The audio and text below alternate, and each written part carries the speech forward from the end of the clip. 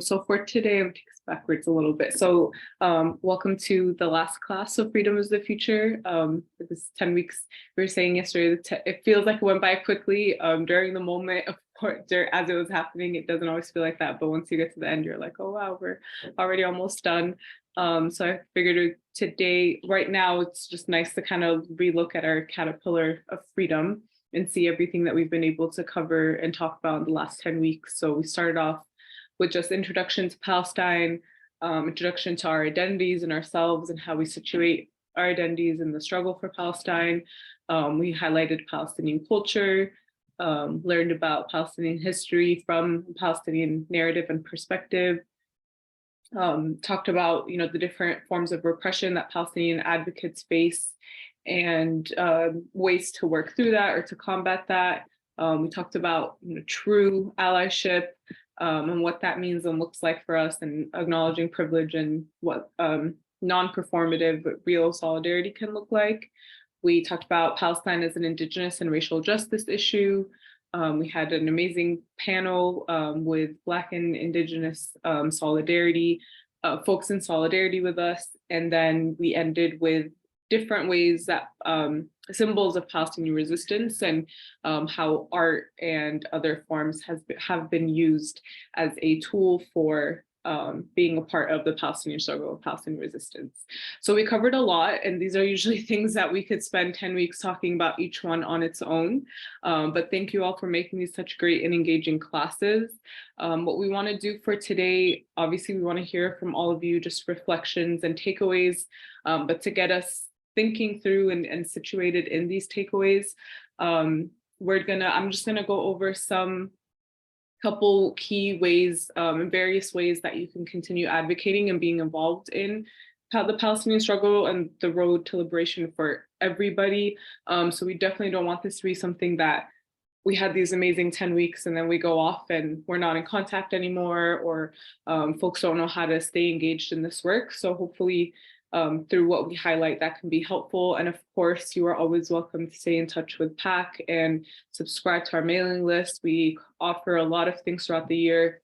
Our virtual conference is this weekend. So if you are like, I'm not done learning about Palestine, which none of us ever should be, we do have a 3-day conference that's this Friday, Saturday, and Sunday that's going to be highlighting and centering Palestinian voices so that we can hear from and learn from Palestinians on the ground for what their vision towards liberation and what their needs are right now, and what some of the conversations and resistance happening on the ground. So if you haven't already subscribed, signed up or registered for our conference, please do that. And I can put the link to the chat, the link in the chat afterwards. So we'll go through some various ways advocating, and then I'll give you all some time to think through those final 6 questions that we had, and we'll go around and present and just finish with a great conversation about all of your takeaways. Any questions, comments before we begin? Cool. So the first kind of form of resistance and way that you can stay involved individually or on organizational levels, of course, is the BDS movement. I usually save this towards the end because I think it's a great way to wrap up all we've talked about and a way to keep you involved in your own spaces, in your own local area, wherever you are. So if you aren't familiar with the BDS movement, it stands for Boycott, Divestment, and Sanctions. It is one of the most popular nonviolent form of resistance, not only for Palestine, but has become very well known specifically for the Palestinian cause. I'm not going to say too much about it because this video explains it very well. But if you have, after watching this video, if you have questions or if you're involved in any BDS campaigns or want to comment on it, we can spend some time talking about BDS today. Actually, I'm going to stop sharing for a second.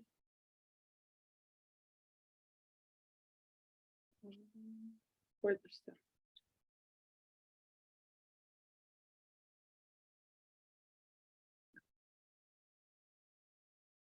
The establishment of the State of Israel in 1948 was achieved through the ruthless and well-planned ethnic cleansing of 750,000 Palestinians. And this colonial logic of conquest, destruction, and expulsion has continued to the present day. Today, about a third of the Palestinian people live under a brutal military occupation in the West Bank, including East Jerusalem and Gaza. Israel has stolen land, built Jewish-only settlements, expelled Palestinians, and cornered others into ghettos surrounded by walls, military watchtowers, and checkpoints. 12% of the Palestinian people live inside Israel as third-class citizens. They are subjected to a system of racial discrimination and racist laws that amounts to apartheid, as defined by the United Nations. Half of the Palestinian people continue to live outside Palestine as refugees, denied their right to return to their homes.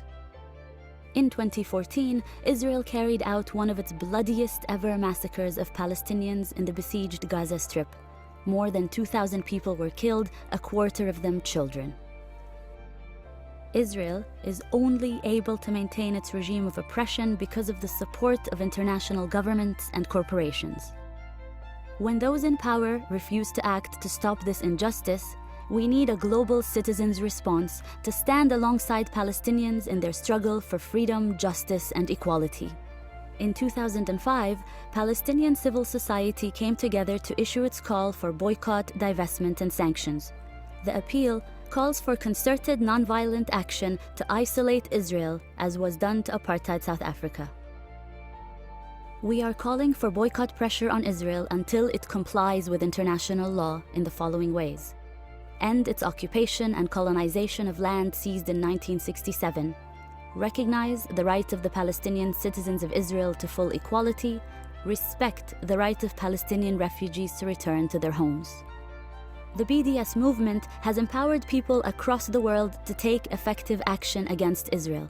Trade unions, student groups, churches, academics, cultural figures, and social movements are joining together to make an impact. Already, because of BDS, Israeli export companies are complaining that it is getting harder to export their products, and grassroots action has prevented Israeli ships from docking at ports around the world. Major Israeli exporter SodaStream, targeted by our campaign, has announced plans to close a factory it operates in an illegal Israeli settlement. G4S and Veolia, two huge corporations that help Israel maintain its occupation, have lost billions of dollars worth of contracts as a result of BDS activism. Both companies are now talking about ending their role in Israel's crimes. Some European governments are now taking action against aspects of Israel's occupation, and several US academic associations have endorsed a comprehensive academic boycott of Israeli universities. And many prominent musicians and artists support the cultural boycott of Israel, refusing to perform there. Israeli business leaders and politicians are warning that the boycott is starting to isolate Israel.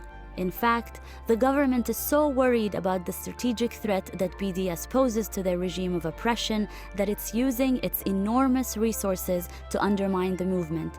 There's a real fear within Israel that it is fast becoming the pariah state that South Africa once was. Get involved in the BDS movement today. Join or set up a campaign in your local area. Pressurize governments and companies to end their support for Israel's regime of injustice. With BDS, we can all make a real contribution to end international complicity in Israel's crimes against the Palestinian people. Thanks for watching. So the reason I really like this video is, one, it's narrated by Rafik Ziadeh, whose poetry we heard in the spoken word we heard in class, but more importantly, because it gives, sometimes when we talk about BDS, it feels like something that's not tangible, that feels like it doesn't matter if one person just does it. You know, if I'm just boycotting this company, that's not gonna make a big enough impact. But what this video reminds us is that there is power in collective and individual actions, and that there can be an impact if we mobilize more people, and it starts with us to be able to mobilize more people. And so if you're interested in learning more about this video, is obviously not the most up to date, but I do think that what she was saying is getting more and more true, is that Israel is going to keeps funneling in more resources and more money to keep their image because of how strong Palestinian conversations and solidarity has gotten in the last couple of years. So I think that's another kind of hopeful sign that we are getting closer to justice. And if you're interested in learning more about BDS and solidarity and what that call looks like, again, plugging our conference on Sunday, we are having one of the co-founders or founders of the BDS movement, Omar Barouti, speaking with us at 11 a.m. on Sunday. He's one of the most well-known founders of BDS movement, has a book about it. And so if you're interested in this and learning how, what more we can do, especially with us being situated here and living abroad in the diaspora in the US, this is one of the biggest responsibilities that we have, is to engage in the BDS movement because we're not on the ground. This is, to me, one of the best ways of understanding our roles and what we can do here in this country. So any questions or thoughts or comments about BDS and its importance? Yes, Brian. Yeah, just BDS is in the title of a couple of the organizations that I work with. So yeah, I wanted to ask you, but then I didn't want to put you on the spot. No, so that's cool. North Jersey, but more particularly in on the national level, I'm involved in Democratic Socialists of America's BDS and Palestine Solidarity working group. BDS is one of the ways that we act toward liberation and show solidarity.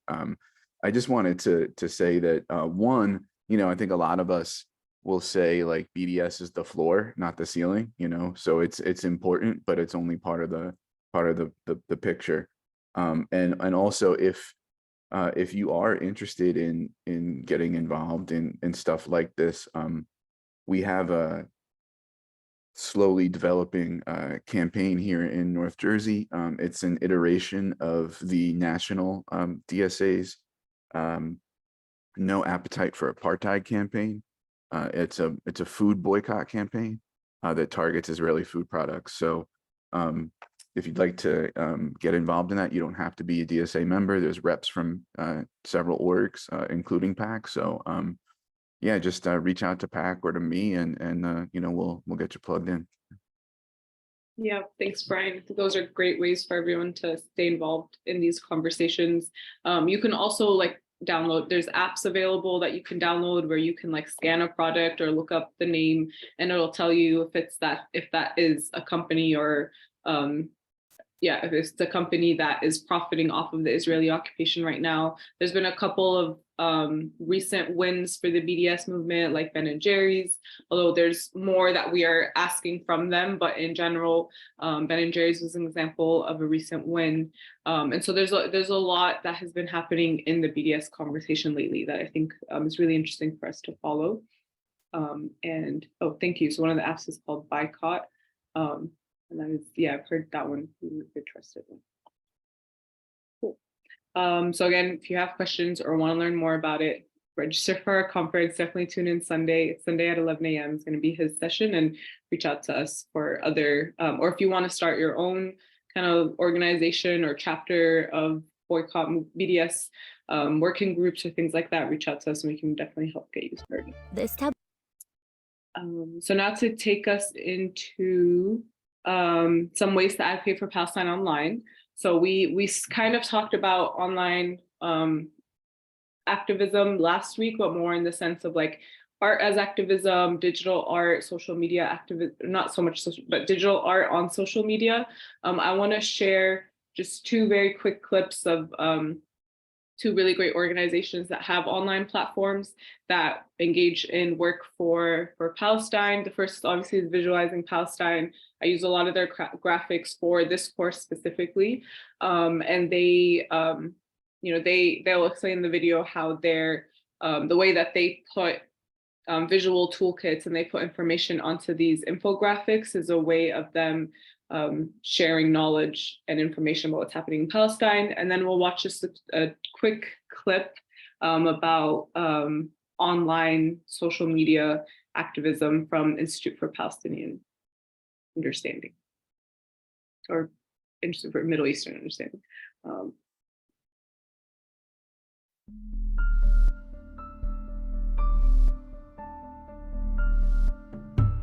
لو جيت في يوم ثاني بروح معاك. ما أدخل.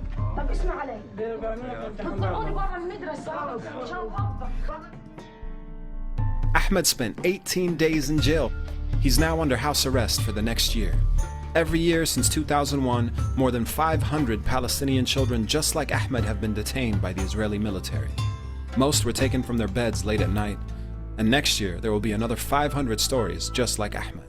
These injustices do not go undocumented. Stories like Ahmed's are recorded and compiled into reports by human rights organizations annually. But do you ever read them? Visualizing Palestine transforms these complex reports into engaging visuals, giving you the context simply and effectively, so you can share Ahmed's story with other people who care about social justice. We are an independent team of creatives, researchers, and techies dedicated to equality. Our stories are being used by journalists, academics, and activists. They've been published by major media outlets and even posted on subway billboards. Today, our stories are already being seen by millions of people around the world. But if the whole world is paying attention to stories like Ahmed's, then we'll have taken a vital step towards achieving equality for all Palestinians. That is why we're launching this campaign. We've made progress, but there are many more injustices the world needs to know about, and we want you to join us in telling them. Next year, we want to reach over 5 million new viewers with new animations, 20 new infographics, and exhibits in 5 different countries. Child imprisonment is just one of the issues we want to draw attention to. Don't miss.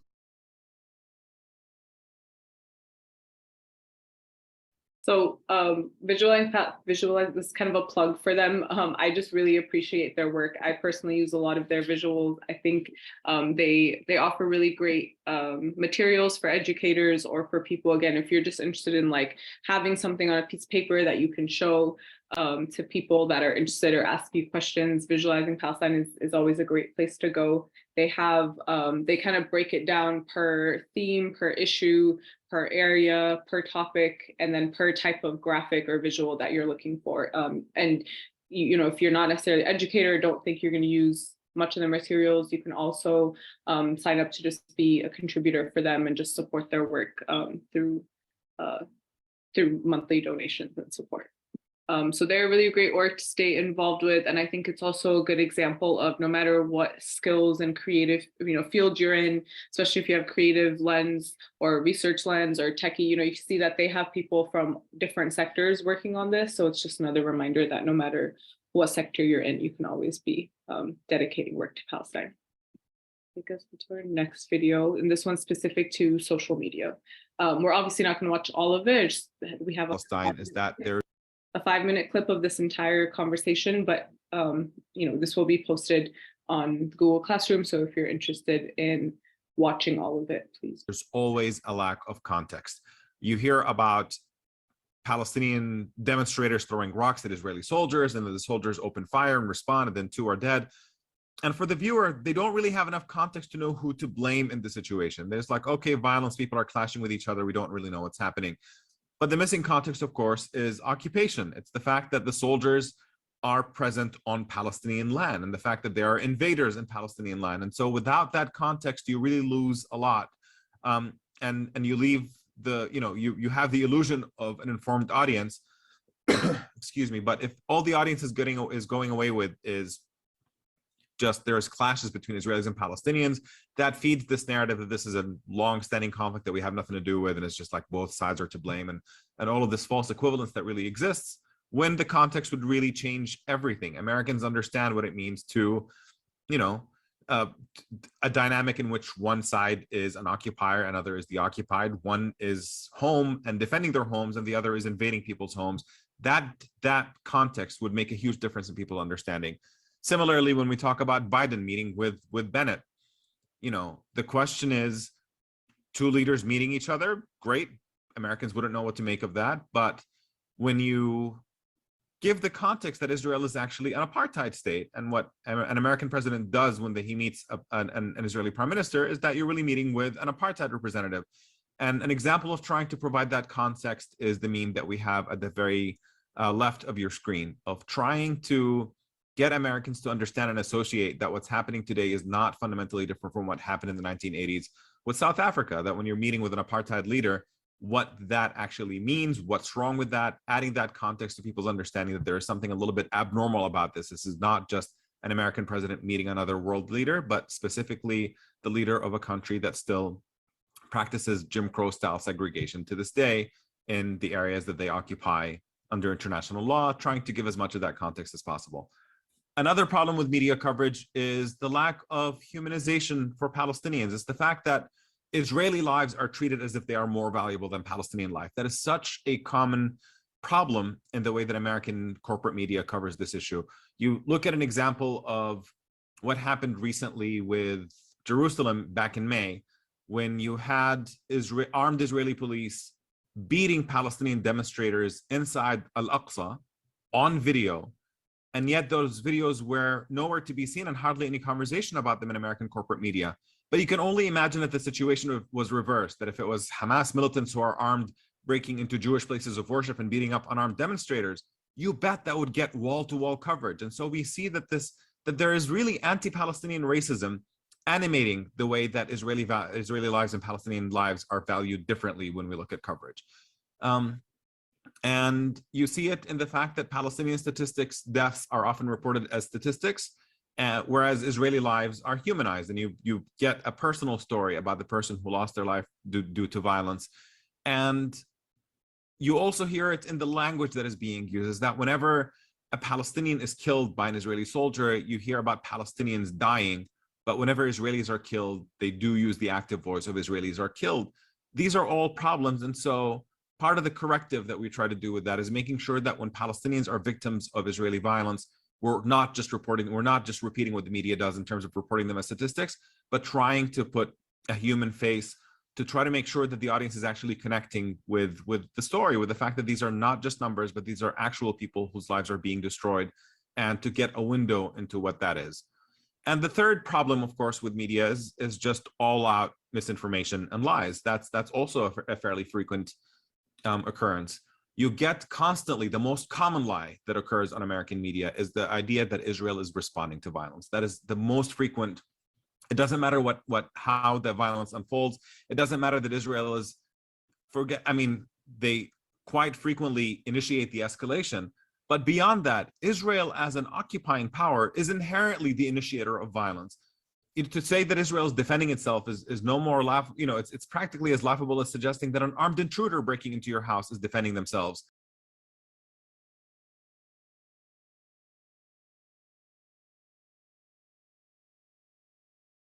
Okay.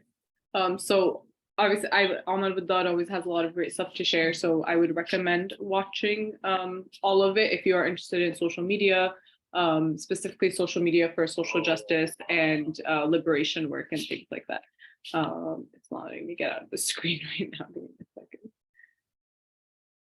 Palestine is that there's always a lack of context. You hear about. Okay. So again, that's just another reminder that no matter what field, no matter what skills or creative energy you have, there's ways to put it towards educating about Palestine. And I really like the way that he breaks down the different things that social media can do to kind of, reclaim narrative and make sure narrative and information is being told from the correct sources. Palestine is that there's always a lack. Okay, and now some community-based ways to advocate for Palestine. So of course, the first is always keep reading and learning, no matter what stage we're in. There's always a lot more we can read and learn. We do have a resource guide available for everybody online. I can actually put the link in the chat. It has a large variety of materials, so books, videos, podcasts, YouTube videos, movies, whatever type of learner you are and whatever ways that help you learn. There are different resources specific to Palestine. If you have things that we can add to it, of course, like Austin helped us add some organizations. If you have other things that you think we can add to it, please just email us. And this is an ongoing list, so we'd love to add. The second, of course, is volunteering with PAC. So even if you're close physically or just, virtually, we can always use volunteers. I want to plug specifically our grassroots organizing team. Our grassroots organizing team is starting soon. I think in end of March or beginning of April. This is really based on advocacy, local advocacy, civic engagement, and learning, organizing and activism for Palestine specifically. That's a paid internship and volunteer opportunity. We also are looking into and trying to expand a Palestine education team. So if you're interested in being part of more of our Palestine education work, please let me know. And then we always do need general volunteers. We do a lot of like mutual aid clothing drives or, mutual aid food drives. We have really large events coming up. We have our Palestine Way Street Festival coming up. So if you're interested in just, if you can just come in for like one event at random times, please let us know and we can add you to our volunteer database. Other ways to continue to be involved and advocate, of course, are protests and vigils as they come up, going to connect with people and talking to people and just physically being in community. We do also have, Patterson, every year in Patterson, there's a annual Palestine Week. So this year, Palestine Week is gonna be June 2nd through 9th, and we are gonna have an event every day that week. We're gonna have a couple flag raisings, and one in Patterson, one in Clifton, raising the Palestinian flag at City Hall. So if you wanna be in like a nice physical environment with community, keep an eye out for those. Having private and public conversations, if you need help with like talking points, that's also something that we are working on. Creating similar to like the resource guide is just a guide for specific talking points if you find yourself having these conversations. And if you want to help us with that, please let me know. But that is something also that we can support with. If you're having conversations with people and you find yourself kind of stuck, just reach out and we can help talk through those. Calling local representatives, elected officials, asking them where they stand on Palestine, especially with things like the IRA campaign and other forms of repression that we learned about. Reaching out to and kind of holding elected officials, representatives accountable. It's always a great way to advocate for Palestine. And then of course, lastly, we also have an action guide. So similar to our resource guide, but this instead kind of breaks down different ways that you can,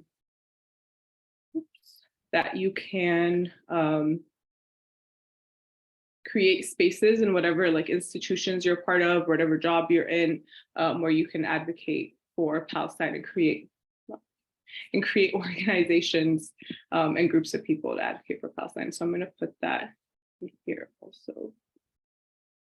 Okay, I'm also just trying to read the chat.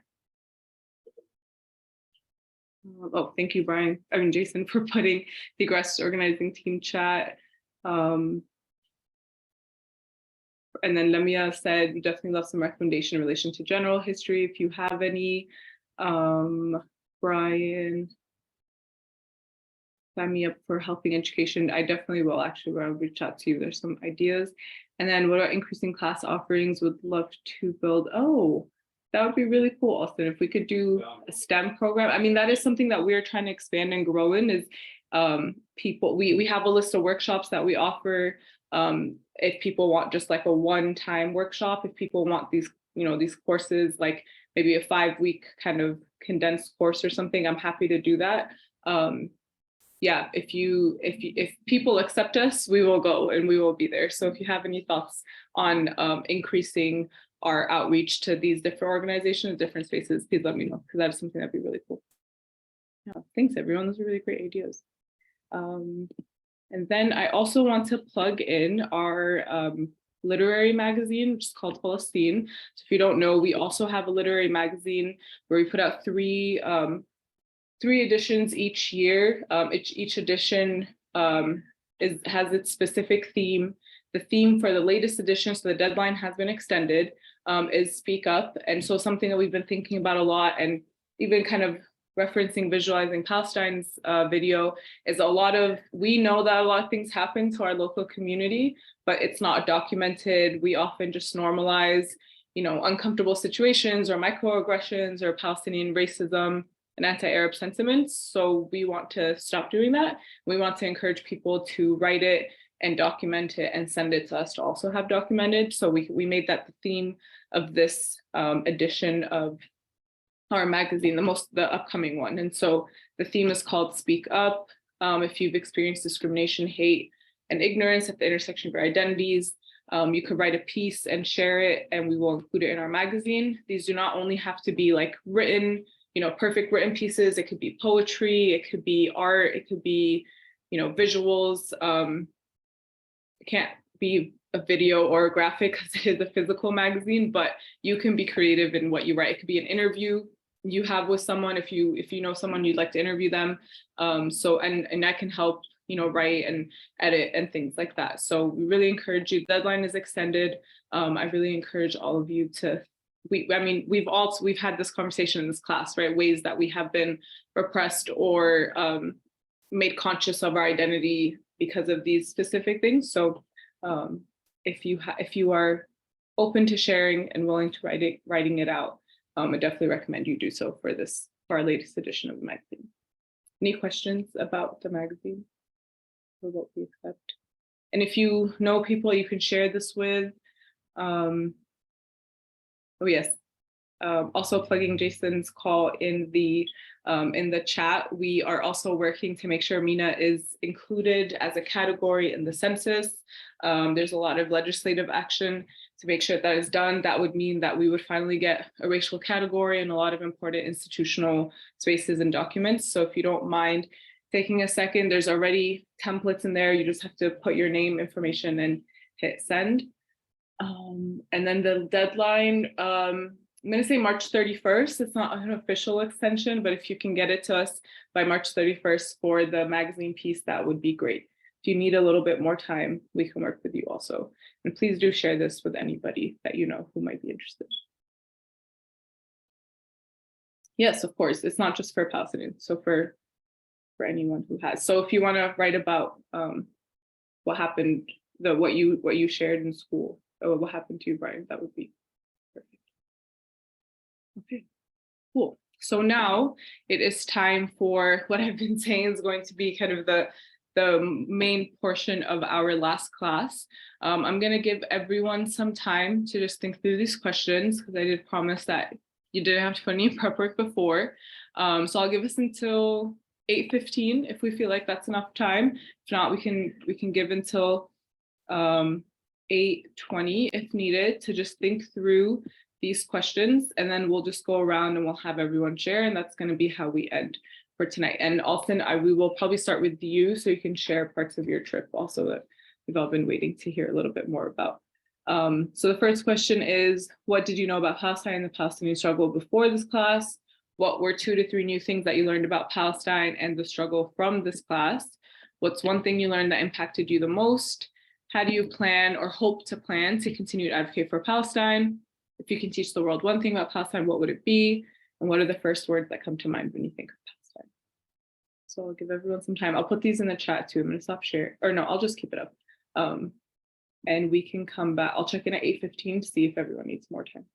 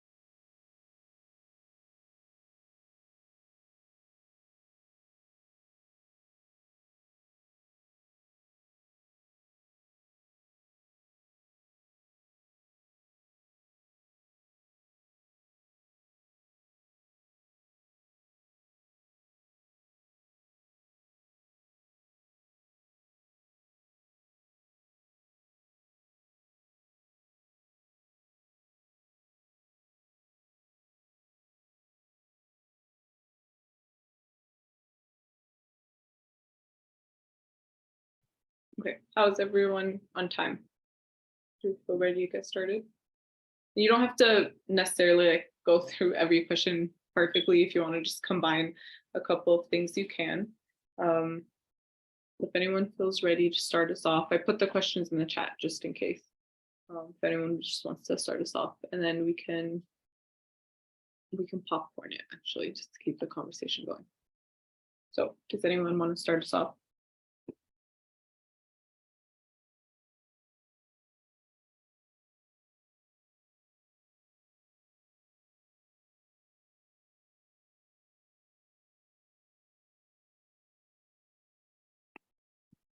Sure, I'm happy to start. Thanks, Jason. All right. So what did I know about Palestine and the Palestinian struggle before this class? I knew that there was an apartheid state that was very similar to South Africa and Jim Crow in the US, and also the stolen land of Native indigenous people. Mhm. Two new things that I learned about Palestine.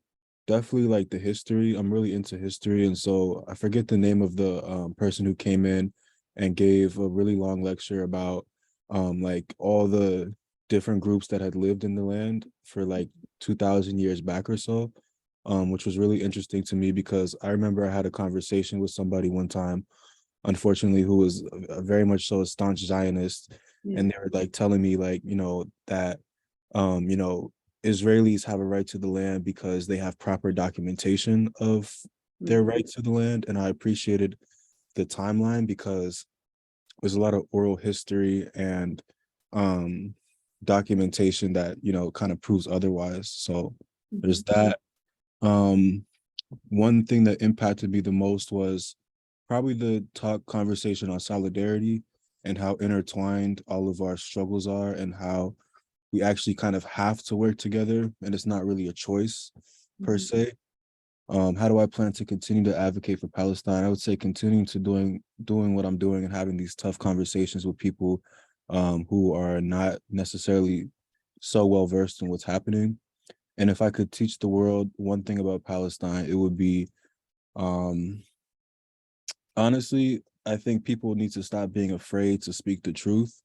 And so I would ask that people kind of just be brave and be courageous about standing on their principles and what freedom liberation means to them. And the words that come to mind when I think of Palestine are indigenous, sovereignty, and land back. Nice. Thanks, Jason. That was really nice to hear and a really great way to put everything that we've learned in class together. And the name of the historian is Jihad Abu Salim, and we're trying to hopefully get him to have more conversations with us, especially with the anniversary of the Nakba that is this year. Cool. Thanks, Jason, for starting us off and for all of your great insight throughout the class too. Does anyone want to go next?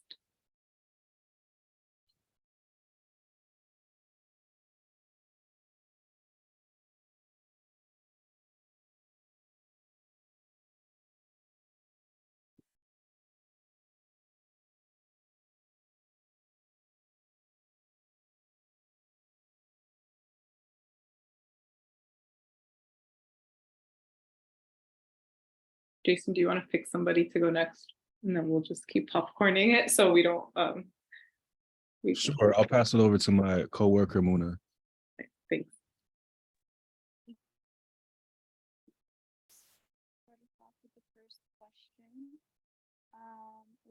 Muna, we can't hear you very well. You sound very far. Oh, okay.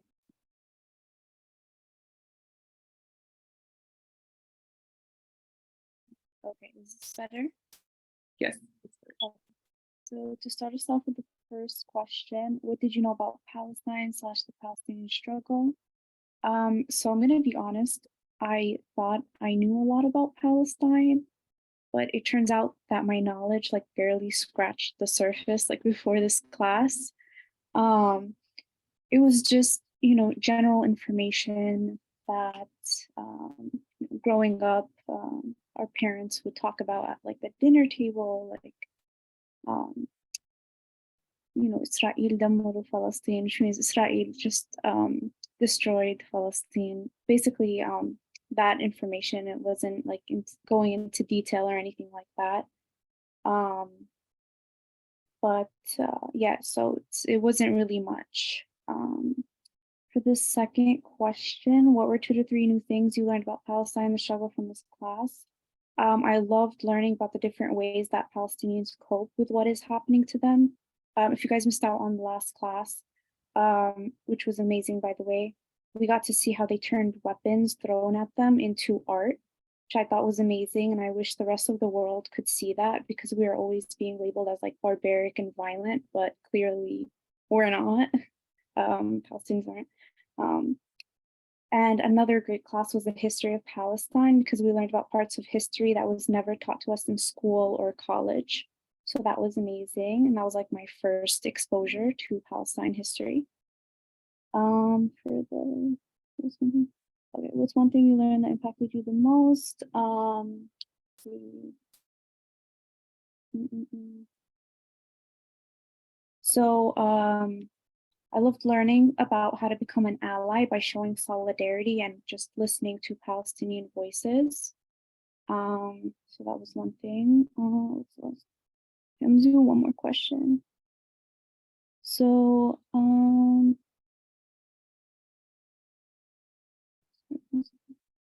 how do you plan to continue to advocate for Palestine? It's by supporting PAC's work, because we do a lot of important work and we do highlight Palestinian voices all the time, such as with the conference that's coming up this weekend.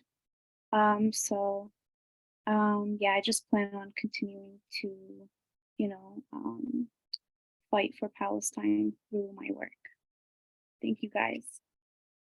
Thanks, Mona. It was really great having you in this class, and thank you for all the great work you're already doing at PAC, and I'm excited to see you continue to grow at PAC too. Thank you. Thanks, Mona. Do you want to pick someone else to go next? Yes. I'll go with Lamia. Okay. So wait 1 second. Okay.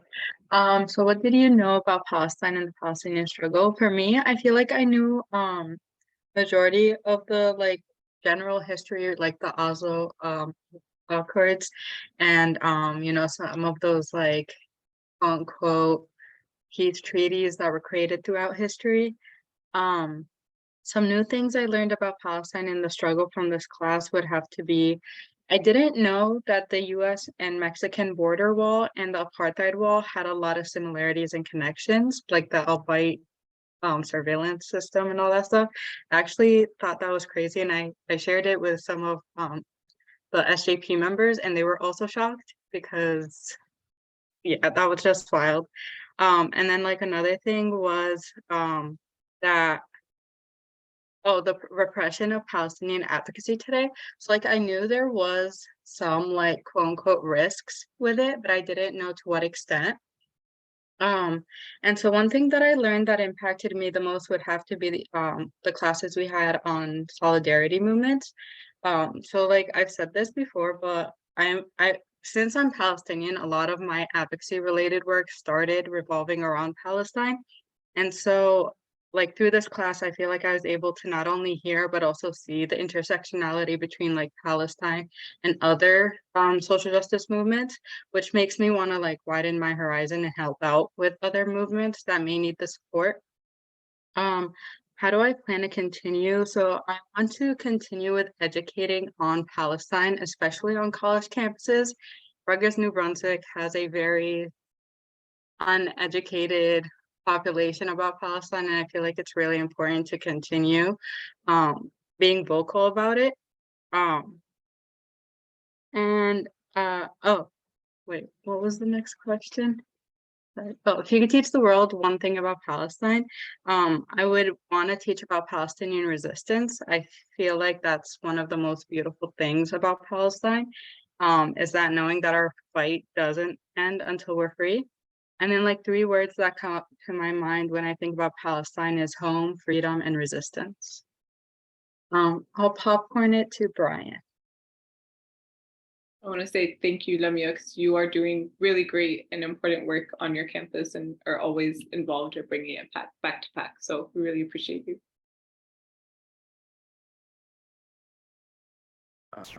Okay, so let me pull up the doc that I had. Hold on, sorry. So, I definitely knew a lot about, the history of Palestine and the struggle, but um, there's always, room to learn more, especially like more detail, and I definitely got that in this course. And I I'm really it's kind of a bummer that I missed the first couple, because probably what I need to be sort of taught up the most on is like the cultural stuff. And I missed that class. And I think it's important that, and I think I've said this a few times in different contexts, so if you've heard me say this, I apologize. But for someone like me, anger at injustice is a motivator, but so is love of humanity. And I often it's easier to lean on the former and forget the latter. And when doing Palestine advocacy, it's important that, in a way that doesn't tokenize and stuff, to center identity and culture and joy, and not just, the oppression that we're fighting. And so I kind of wish I didn't miss that, but I guess we have recording, so I can go back for it. The 2 or 3 new things, the book about Zionism that Palestinians wrote, I think it was around like 1919 or something like that. I'm gonna look into that. The notion of country, quote unquote, I think it was Balad that Jihad was talking about. That was something that I didn't know really the history of. A lot of the art stuff was new for me, as well as was within that session, the meaning of the different patterns on the kufiyya. I had not known that, so I really appreciated that. It's hard to say what impacted me the most, really. I think that maybe the pre-67 history class. I think probably because it added the most to like my knowledge base. And so like all of this that I learned, it's gonna help me when I do messaging or, organizing advocacy and outreach and things like that. So so I guess that, it's hard to say because it all impacted me. How do I plan to continue to advocate? I think a lot of the work that I'm already doing, I'm just gonna, continue to do it, whether it's in the chapter of DSA and the national DSA, in the state coalition on Palestine, the No Appetite campaign. But I'm always looking for ways to, I guess, increase, that activity, capacity dependent, and so I think I'm gonna, always be open-minded to different ways that I can do it. Also, I think I'm gonna, really try to recommit to. So I have 100 Years War just on my desk, and it's been super hard since the pandemic started for me to like sit down and focus on reading a physical book. So I can only get in like a few pages in at a time in a sitting, but it's going to take me forever to finish it if I do it that way. So I don't know. Maybe I'm gonna commit to finishing that book, even if I maybe just have to get the audio version or something to make it move faster. If I could teach the world one thing about Palestine, what would it be? I think for me, from where I stand, it's that the issue is not complicated. Stop saying that. And it's intersectional. Not only intersectional with other, for lack of a better term, identity-based movements like Black liberation, Indigenous struggles, but it's intersectional when it comes to issues, right? Like everything connects to Palestine: policing, housing, LGBTQ+, right? Like indigeneity, environmental justice, food sovereignty. It all connects, right? And I think that's one of the reasons why, for me, it's a litmus test for, what are your values? Where do you stand on Palestine? That'll tell me a lot about you. And words that come to mind when I think about Palestine: liberation, free, life, and diaspora. So I will popcorn it to Alliston. Thank you, Brian, for all of the insight that you also shared with us and just all of the work that you do in general. We also really appreciate you for everything that you provide for students on your campus and just in general for Palestine. So let's see. The first one, what did I know about Palestine before? I actually think I knew quite a lot. Actually, it's a subject my parents taught me a lot about. I've been kind of doing my own self-study for about 10 years, probably more. So I'd say very in-depth knowledge from about 1920 onwards. New things, I think probably the course, the specific lesson I learned the most was it the history class when we present, or was it the culture class? Which when Jihad presented? That was the history. Okay, that one I definitely learned a lot. I like that he kind of went even further back and kind of talking about how Palestinian identity developed over that time period and how it kind of mixed a lot of traditions with former occupiers and kind of how that kind of developed. I think also a lot of I'm trying to think what was the class specifically and what I learned on the trip, because I learned a lot on the trip. You can share both. Okay, yeah, go for it. I think on the trip I actually came away a lot more hopeful than when I went there. So I'll share a few things. So the first thing I think that was most impactful for me to hear was in Nazareth we talked with the Rotary Club. So it was all Arab Israeli citizens, but they were talking about how they make up 20% of the population, but they're over 50% of the doctors and medical workers in Israel. And it's trending towards 60%. That made me really hopeful to see that even in tense conditions, even if they have it slightly better than, if they lived in the West Bank, just to see that they have that drive because they know they have to excel just to, not be accepted, but they have to excel just to keep their head above water. So they have to go above and beyond. To me, that was really hopeful, just how much raw talent and innovation there is in Palestine. That if there wasn't the occupation, that's just no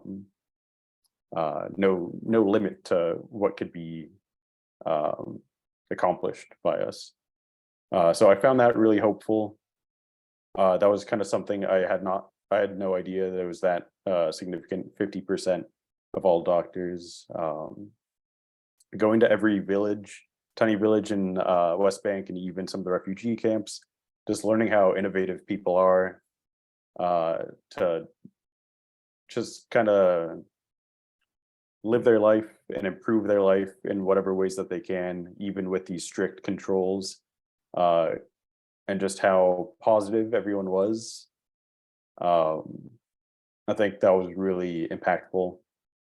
Something my parents have always told me when I was a kid is the Palestinian spirit is the most resilient substance in existence. And I actually got to see that. And that was really just made me more uplifted, I guess, and in my own life too, and just kind of want to keep going. And that was really impactful. I kind of guess I touched on that third one. What do I plan to do to continue advocacy for Palestine? I came away with just so many ideas being there of ways that we can help and kind of strategies.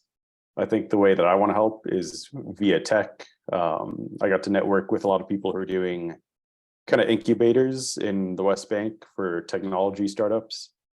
I think I can help kind of consulting and getting more people at Amazon to help with that. and just more people in tech in general to kind of help bootstrap the tech industry in the West Bank. I think that's one where we really want to help. And then even here, if I can help PAC create a STEM course and get people interested, would love to do that. And then if I could teach the world one thing about Palestine, what would it be? That's a hard one because there's so much, and I learned so much on that trip, which I'm still processing. I'm gonna have to skip that one. So it's hard to boil it down to one thing. And then first words that come to mind when I think of Palestine: resistance, innovation, passion, hospitality, home, all those things. Thanks, Alston. If you ever are feeling like you need someone to listen to as you process, just reach out to us. We'd be happy to just like talk through, and Rania's been to Palestine a lot. So I'm offering Rania, I guess, but if you do, we are here. Yeah, that, and also I really. I'd love to. Go ahead. As I said, I would love to, brainstorm ideas. I think the problem I have right now is there's so many projects I want to start, but I have to pick one. Yeah, and that's what I want to say. I mean, we will definitely stay connected. It's been really great to get to know you and kind of all the ways that you can help PAC expand some of the work that we're doing. So definitely in terms of STEM or tech fields, increasing our outreach there, something we're definitely interested in. So let's stay in touch about that for sure. Yeah, definitely. Do you want to, so we have Ragda and Aya left. I'll jump to Aya. It's the first square in my screen. Hello. So let me look at where the questions were. First of all, it was really nice hearing about your experience, Alston. I'm glad you got to experience it. But what did I know about the Palestinian struggle?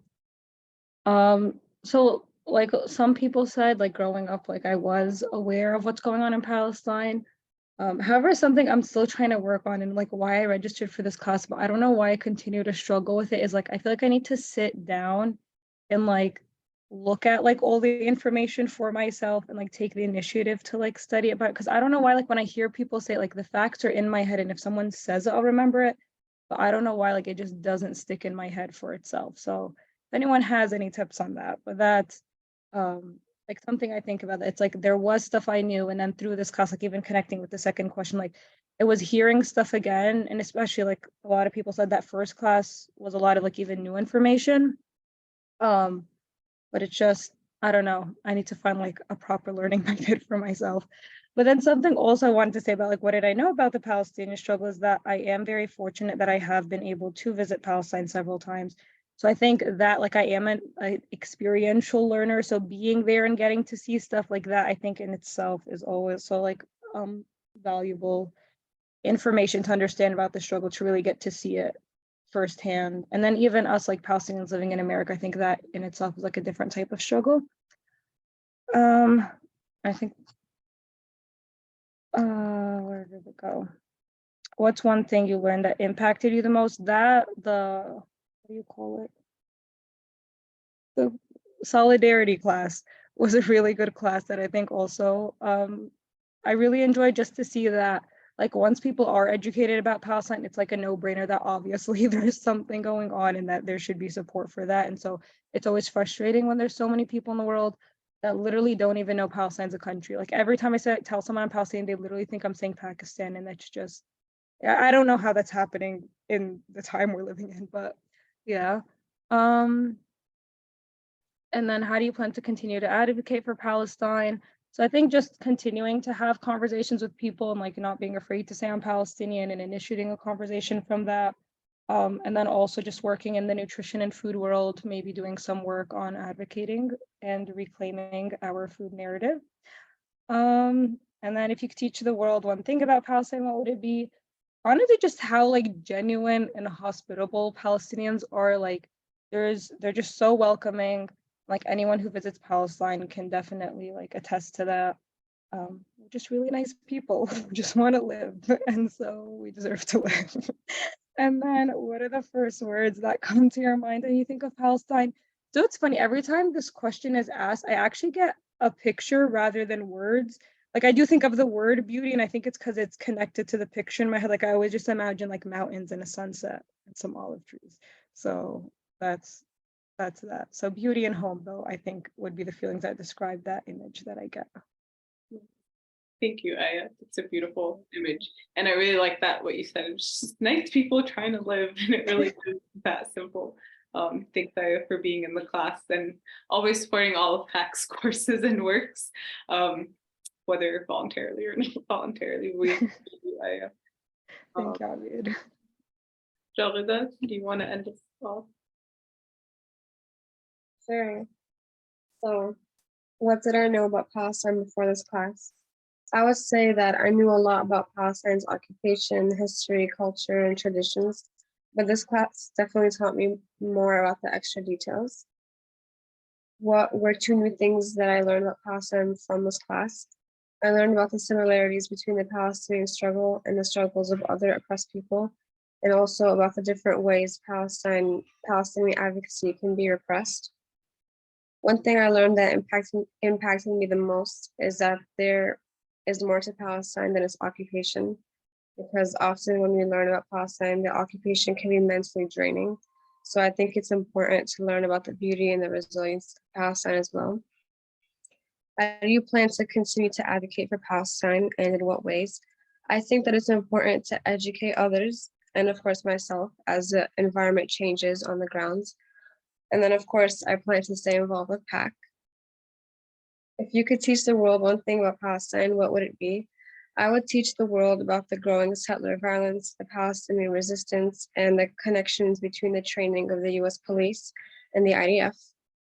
And what are the first words that come to your mind when you think of Palestine? I think of home, holy, hope, and resilient. Nice. Thank you, Jalida. And I'm very excited to get you more involved in PAC and continuing to grow in all of your Palestine education efforts too. And I just want to give Jalida a shout out for being in this class, because she's still a junior in high school and is having these conversations with all of us and does it so effortlessly. So we're very proud of you, Jalida, and I'm very grateful that you are a part of PAC and hopefully will continue to be part of PAC. Thank you. Yeah. Rania, do you want to add anything?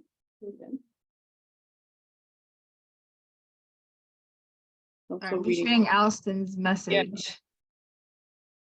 I didn't want to interrupt, but I was going to share a photo I took in Bethlehem right in front of the Hasboon neighborhood. I just have no idea how to use Zoom, so I don't know how to. You just need to share your screen. Oh, okay, I can do that. Yeah.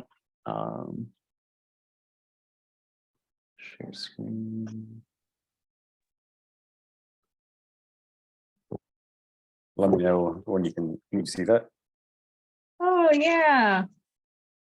So this is in Bethlehem, right next to Manger Square. It's the first neighborhood.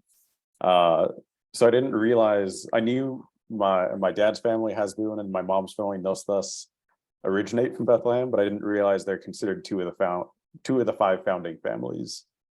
So the Hasboons have this entire neighborhood. That is so cool. That is really cool. Oh wait, can you see the rest of the photos or no? Yeah. Oh, okay, cool. Yeah, it was a great trip. We got to go everywhere. East Jerusalem, Masefer Yada, Al Aqaba. We got to see this one Bedouin village kind of in northeast West Bank. What else? Can I ask you a technical question? How did you guys get it? Like, did you go, what was your home base? Austin, you're muted. I'm sorry. Yeah, was it Bethlehem? No, I tried to mute myself and I accidentally muted you. I'm sorry. Oh, sorry. Yeah, it was Bethlehem. Okay, so you guys were beginning. Okay. So you guys stayed in Bethlehem the whole trip? Yeah, we stayed at the Holy Family Hotel. Okay. It was actually really nice. This is right next to Manger Square, basically. That was the hotel? Yeah, And this is Bethlehem. Let it load a little bit. This is the view from the hotel. Very nice. Keep going. I want to see more. I love seeing pictures. Oh yeah. from Palestine. What do you all want to see? Because I have photos from Jerusalem. I have photos from Masriata, some of the smaller villages, East Jerusalem. What did you guys do in Masafariyatta? We met with some of the families. So this is I think it's kind of the famous family where they are in they have that playground that settlers keep demolishing or they'll play on. So we met with that family actually.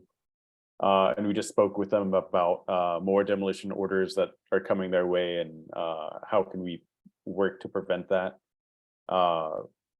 Basically, for their situation, I think it comes down to really a lot of support from.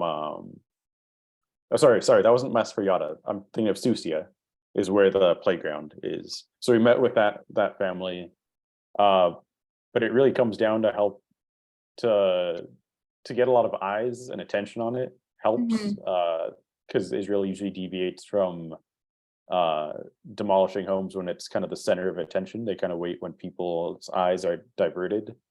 So that's one thing that helps. Another big thing which we learned in another village is if you can get US funding to build even like something tiny in the village or like a school or something, just to have kind of the stamp of this has US funding, they won't demolish it. Or at least so far, they have not crossed that line where if it has US funding or EU funding, they're not going to demolish it. And then I think what you're seeing now is from Ada camp. So this is the wall right in front of the Ada camp. This is in Bethlehem still. This is the UNRWA building, which was actually, it's interesting. This one is actually donated by Saudi Arabia. They've said kind of their donations have kind of gone down the past few years. This is right outside. We got to go to some of the classes. I didn't take photos inside the classes because it was kind of weird just having a bunch of kids facing us and I don't want to take photos of them all, but the camp was really interesting just to see. Actually, let me show you one photo. When the camp started, I don't know, a couple decades ago, this was the original size of the houses that the UN built, just these small little homes. But obviously, the population kept growing and growing, so they just had to learn how to build themselves, and they built more complex houses and kept kind of building up.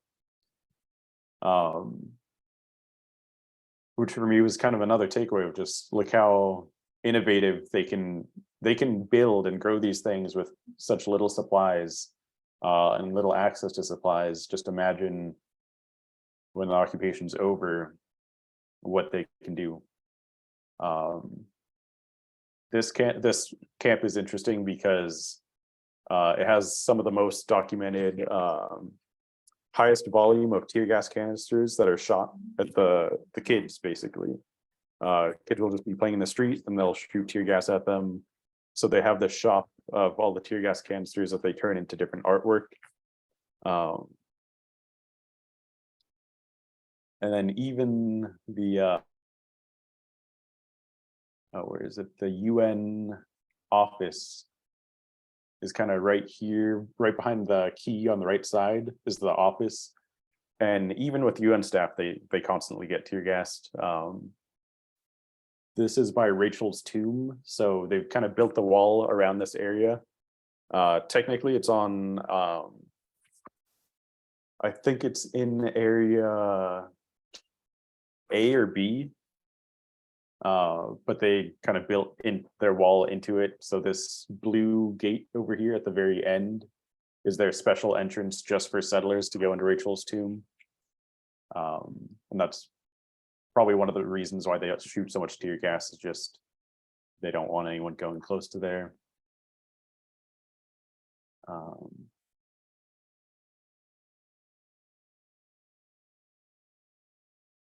Raghida asked the question, how was your process getting in? Oh, so getting in wasn't bad. Getting out was actually a lot kind of a hassle. Not a hassle, but so getting in, we got really early, and an issue getting in was everyone, it was like 5, 6 a.m. when we got in. All the staff there, the airport was basically empty except the plane that just got off. Like 2 planes, and it didn't look like there was much Israeli staff. And I think 2 things kind of worked in my benefit. One, they obviously knew I was going to be there as part of a delegation because it got approved by the ethics committee, Senate ethics committee. So there's no way that through their back channels they didn't know we were arriving. And then 2, they've kind of automated the process. They've been harassing too many people to get into the visa waiver program. So they're trying to actually make an effort to do that less. So now they don't have people process you. It's just a machine where you scan your passport. So that was at least to get in. Getting out was interesting. My name, so my middle name is my parents, both their last names, Hasbun Nostas. I think that kind of checked off a flag, so they pulled me aside. They were questioning me a lot about it, asking me what's the origin of the name. Oh, it's Palestinian. Who told you that? Why did your parents name you that? Why did they tell you that? Blah, blah, blah. Kind of getting a little bit more aggressive and having several people ask me the same questions. But then they were looking at the group I was with to leaving. So I get the feeling that if I wasn't with the delegation, they kind of would have questioned me a lot harder. Thankfully, it wasn't that bad. It was just some questioning, aggressive questions. But so yeah, getting in wasn't too bad. Getting out was a little harder. I'm glad they didn't give you too much of a hard time. Yeah, it was interesting. Let's see, Jerusalem. This is the Damascus Gate. Can you all see these well? I don't know. Mm-hmm.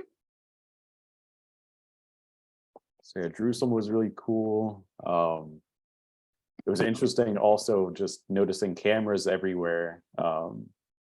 If you go to West Bank and Jerusalem, just you notice the Western Wall.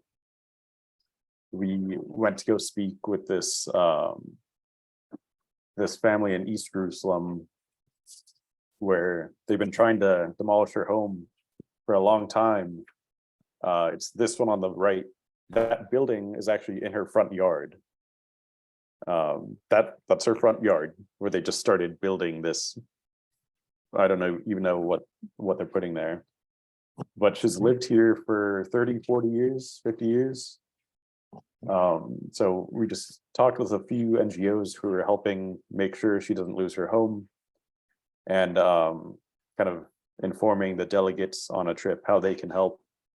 And I think it wasn't this family, but there's been kind of an increase in 96-hour demolition orders, which has been making it difficult to scramble to kind of prevent those demolitions, because 96 hours isn't a lot when you have a lot of demolition cases you're handling. So they're just telling us kind of about the increase of the use of that. Got to meet with the UN OCHA staff, which was actually really informative. Really appreciate what they do.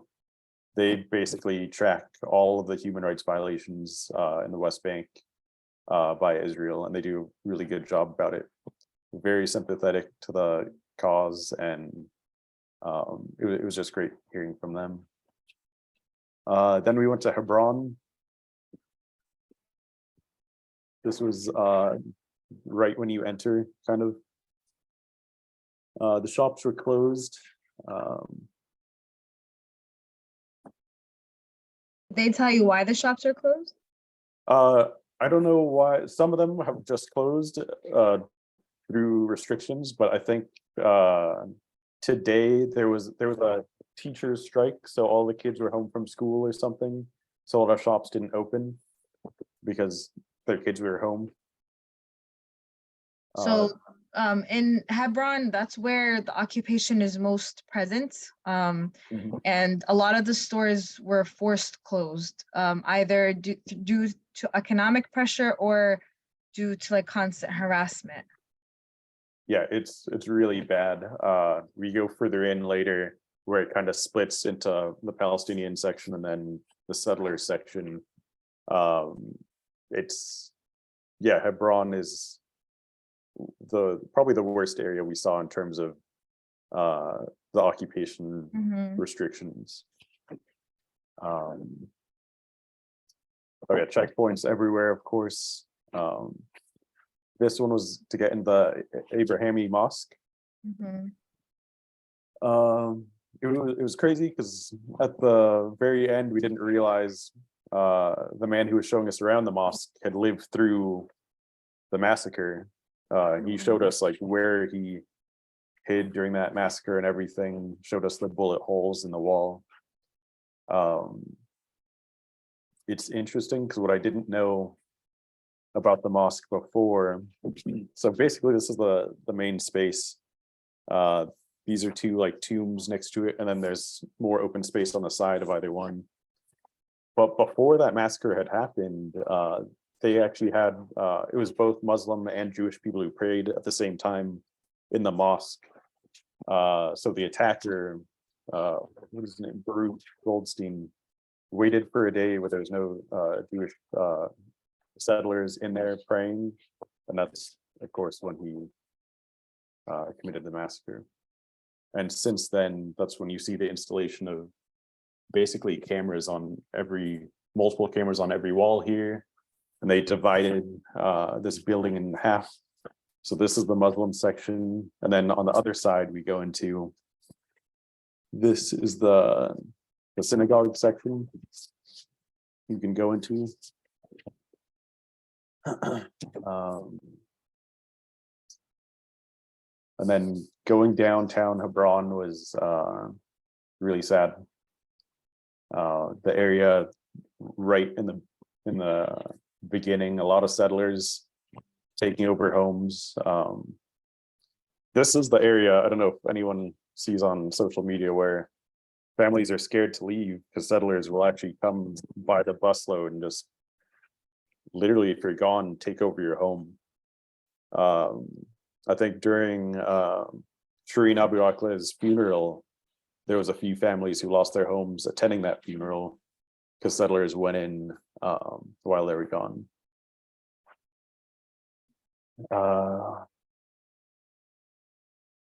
Let's see. Hospitality everywhere. Everyone was really nice. The food was amazing everywhere we went. This is Susia, where I was talking about where the playground was.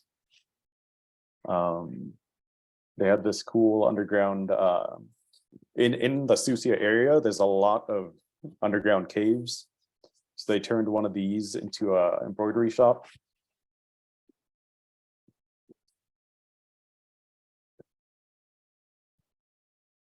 I don't know if this is going to load. This is the playground.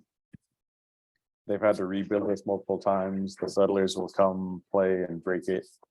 Of course, escorted by soldiers when they do it. I think this is the Masriyada area. You can kind of see the Negev starting to the far right, I think is when they said it's past that, is when the Negev starts. The scenery everywhere is beautiful. There was this guy just hiding when we were there.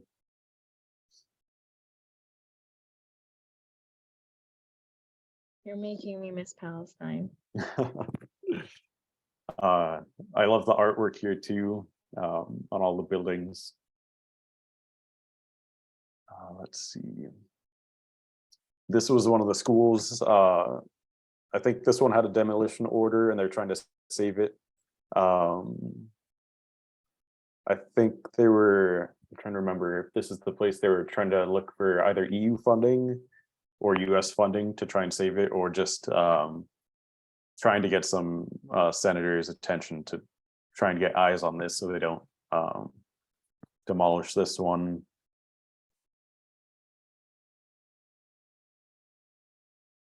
Tel Aviv, I didn't take much photos there. Wasn't. Yeah, it was. The architecture was kind of cool. We went to go see the U.S. Embassy. I didn't realize you're not supposed to take photos. I actually almost got tackled taking this.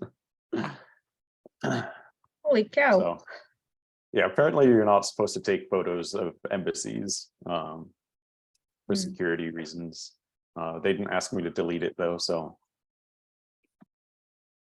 This was a shop in Bethlehem, Hasbro neighborhood. This is East Jerusalem. We were talking to someone whose home had just gotten demolished. So this was an interesting case.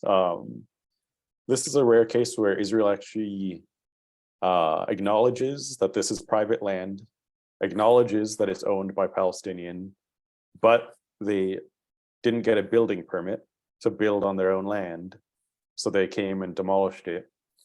It's extremely hard to get a building permit if you're Palestinian. I think they said it was something crazy, like out of 40,000 building permit requests from Palestinians in the past year, only about 4 were accepted, or 6 or something. It was an insane number, but the lawyers were pretty confident they could save this one, but they just messed up in one of their appeals and weren't able to pay the fees in time, unfortunately. What else? This was interesting. So this is the organization I'm actually trying to get you all in touch with, Holy Land Trust. They helped build this home after it was demolished twice. This is actually Elias on the email thread. They helped rebuild this home, which it doesn't look big, but actually on the inside, it's really spacious. It was really nice. This is also in East Jerusalem on the kind of on the boundary between East Jerusalem and Bethlehem. The boundary is really fuzzy due to some interesting history. So it's kind of in this twilight zone. Let's see. This was in the Bedouin village by a settlement. This is the one you probably hear on the news a lot, where they want to move the entire village to somewhere safer.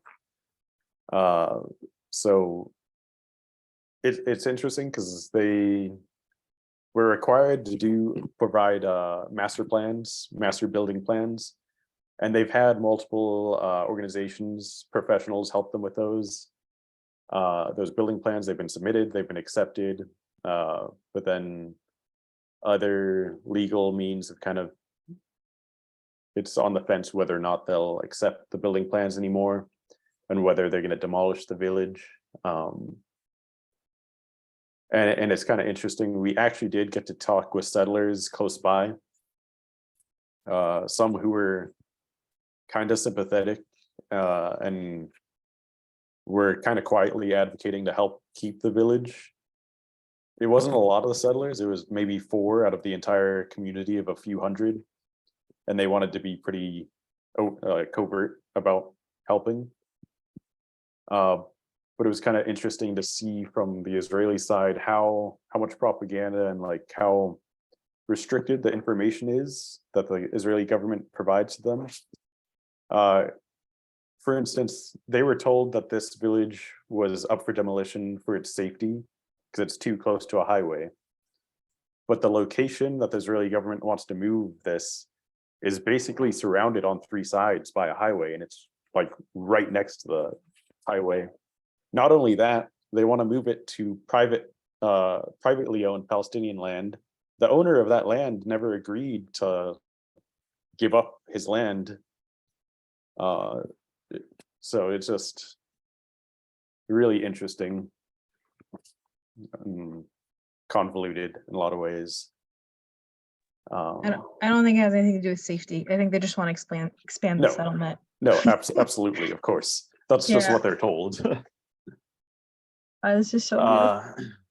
Oh yeah, this was up by the Galilee area. So kind of northern West Bank, or no, eastern, northeast West Bank.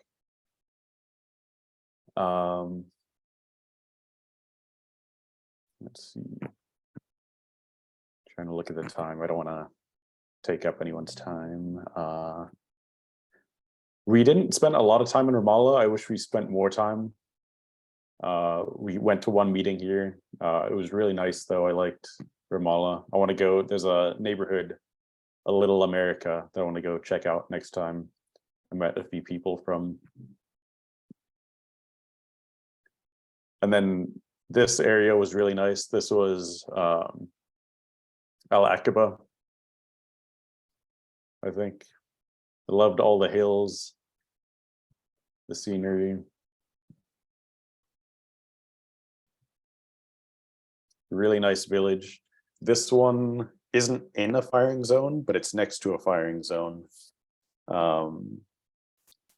So they constantly get home demolition orders. Let's see if this video will load. The food here was really good. It's not gonna load, okay. Beautiful scenery.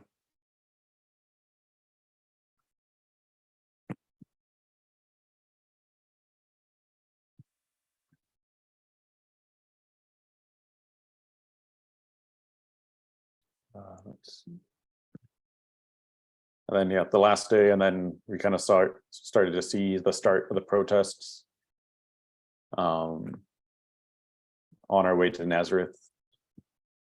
We were really tired at this point, so I didn't take much photos at the end, but this was Nazareth where we met the Rotary Club for our last meeting, and then we went straight to the airport. Can you send me your itinerary if you don't mind? Oh yeah, absolutely, yeah. Thank you.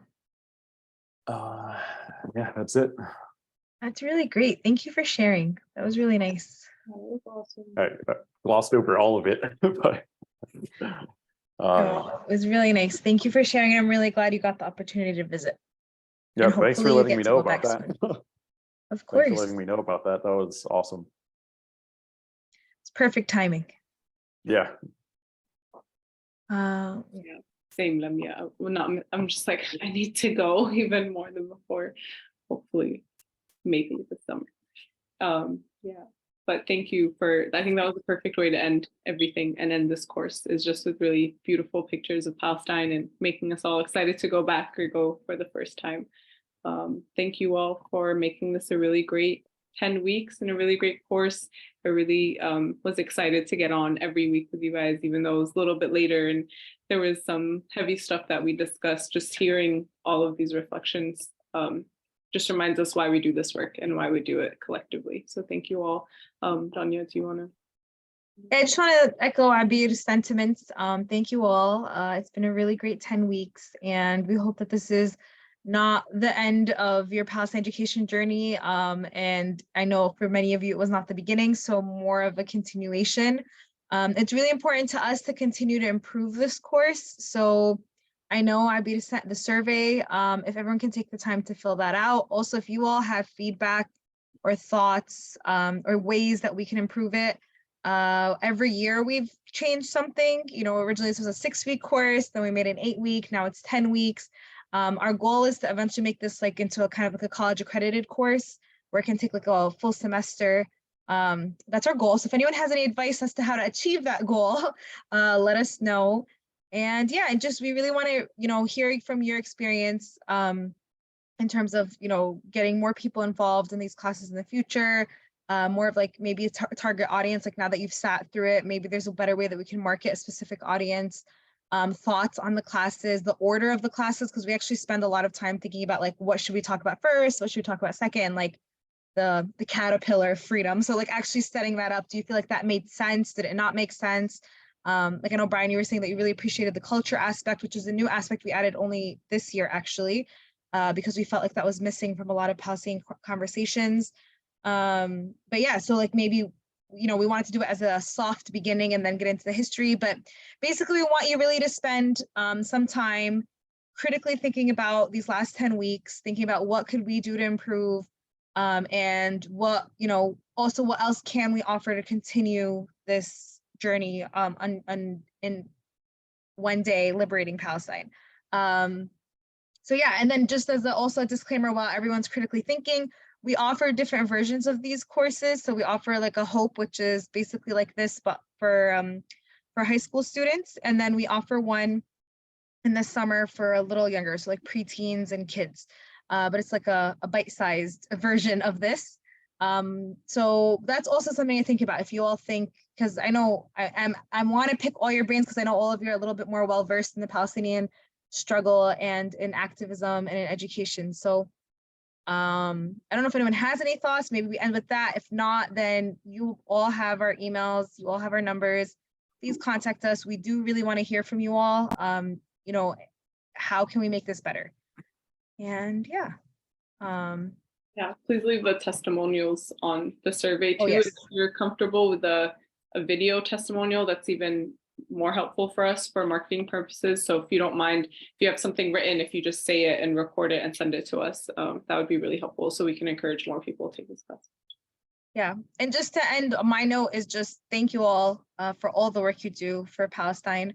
Every time we go to Palestine, just anytime I talk to people, like, what else can we do? What else should we be doing? And they say, what you're doing now that is the road to freedom. And that's what we want you to continue doing. Continue teaching about Palestine, continue speaking about Palestine, continue advocating for Palestine. And one day we'll be able to see a free Palestine, and hopefully a world free of all oppressed people. So yeah, so just keep doing what you're doing and let us know how we can support. And much love to everybody. Thanks, Sonia. Thanks, everyone. Have a great night, and hopefully